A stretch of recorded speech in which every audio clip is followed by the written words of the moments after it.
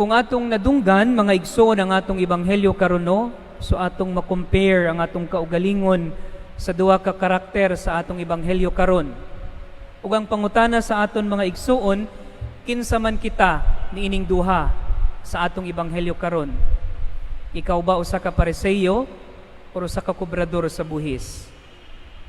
Kinsay nag-ingon nga siya usa ka Pariseo? Taas og kamot. Kinsay nag-ingon nga siya usa ka kobrador sa buhis? Mangay kog kwarta ninyo kay daghan mog kwarta. Kay mangulikta magbugbuhis or tax collector, no? Pero kung atong una-unaon mga igsoon, no, kinsa may dili ganahan, no, nga mapareha sa usa ka Pariseo, no? Kay faithful kaayo siya sa iyang gituuhan, no? Wala siya niyatak og ubang tawo, no? Hindi niya sinaktan ang ibang tao, wala siya gidaog-daog, no? Kung atong nadunggan ang atong ebanghelyo, no, almost faithful siya kung unsa may gustong ipabuhat sa Ginoo sa iyaha, no? So kung kita dito ta sa Pariseo para kahamutan ta sa Dios, no? Kay wala tay gibuhat nga malain. O dili kita dito, no, sa usa ka kobrador sa buhis, no? Kay siya mismo inigatubang niya sa Ginoo, gi-admit niya nga siya makasasala. Nga ingon gani sa Ginoo, no, nga ingon gani sa kobrador sa buhis, no, dili siya angayan nga matubang sa Ginoo tungod kay siya makasasala, no? Apan sa ulahi nga part sa atong ebanghelyo mga igsoon, no, gisulti mismo ni Jesus, no, nga dili ang Pariseo ang gikamutan sa Dios kundili ang kobrador sa buhis nga makasasala, no? So basin atong ingnon mga igsoon nga pwede raman di ay makasasala kay kahamutan raman gihapon sa Dios, no? Unsa may gikamutan sa Dios sa gihimo sa kobrador sa buhis, no? Humanon sa nato ang Angelus, no?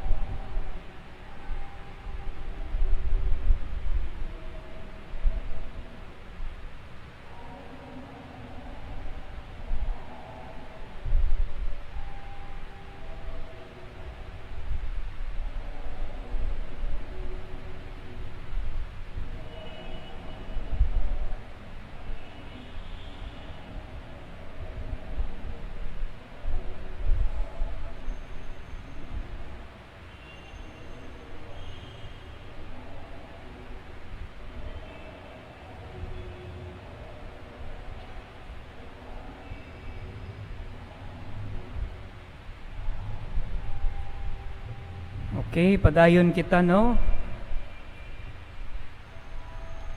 Kalimot na ko sa akong isulti. So mga igsuon, no?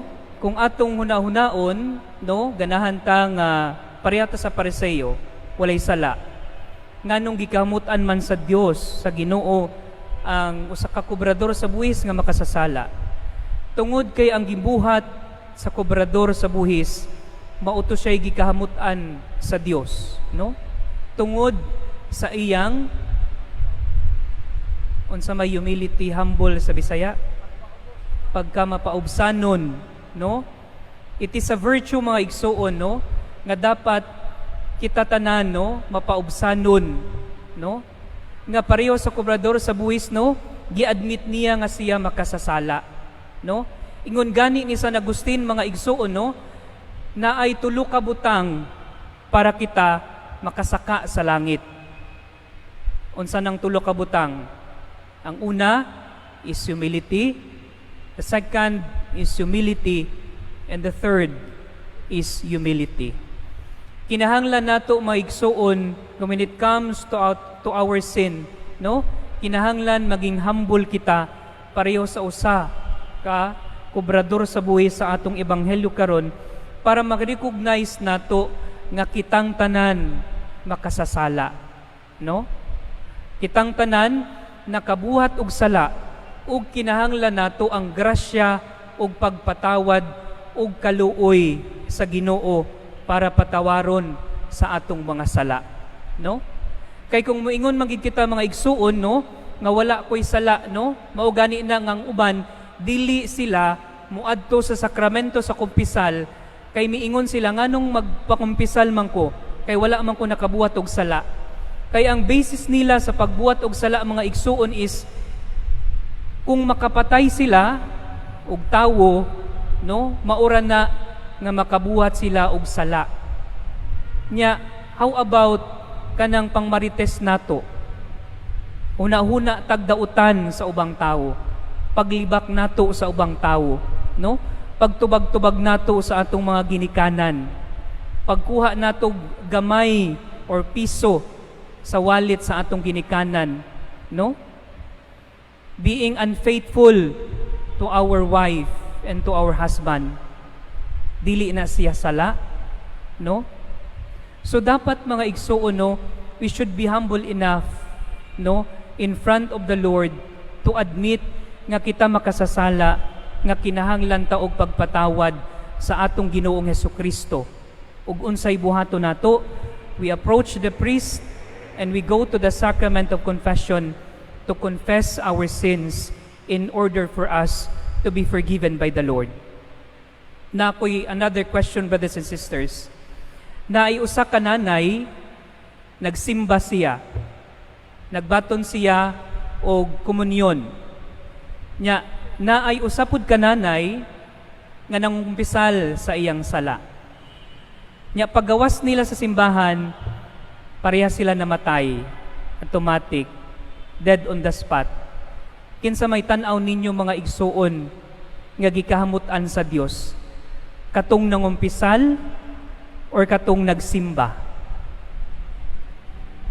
Kinsay niingon nga katong nagsimba nga nakadawat og komunyon ang gikahamutan sa Dios? Taas ang kamot. Na ay usa. O kinsay niingon nga katong nangumpisal, although wala siya nakasimba, ang gikahamutan sa Dios? Gamay ra gihapon, ang uban dili gyapon sigurado, no? The answer, brothers and sisters, is katong nangumpisal. Kay gipatawad man sa Ginoo ang iyang sala pinaagi sa pari. Wa ta kabalo katong nanay nga nagsimba nga nidawat og komunyon kung nasa state ba siya of grace to receive the body of Christ.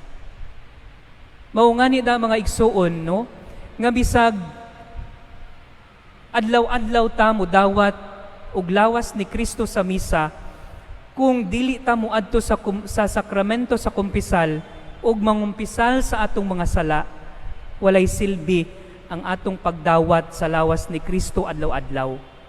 Tungod kay pareha na siya sa balay. How can you enter sa usa ka balay kung nakalak ang pertahan ug ang bintana, no? So in order for us, no, para makadawat kita sa grasa o grasya sa Dios, in order for us to be open sa mga grasya, no, o gasa sa Ginoo, we need the sacrament of penance para mabuksan ang piltahan sa atong kalag, para makasulod ang Ginoo ug makadawat kita og daghang gasa sa Ginoo. And so therefore, brothers and sisters, no, in this holy sacrifice of the Mass, we ask the guidance and the blessing of the Lord Jesus Christ, no, nga giyahan kita, nga dili lamang ang pag-adto nato or ang pagdawat nato sa lawas ni Kristo sa misa, no, ang makapaayo sa atong kalag. But most especially, if we are humble enough, no, nga dawato nato, nga kita makasasala, nga before we receive the body of Christ in the Holy Eucharist, no, we should also receive ang pagpatawad sa Ginoo pinaagi sa sakramento sa kumpisal. Amen.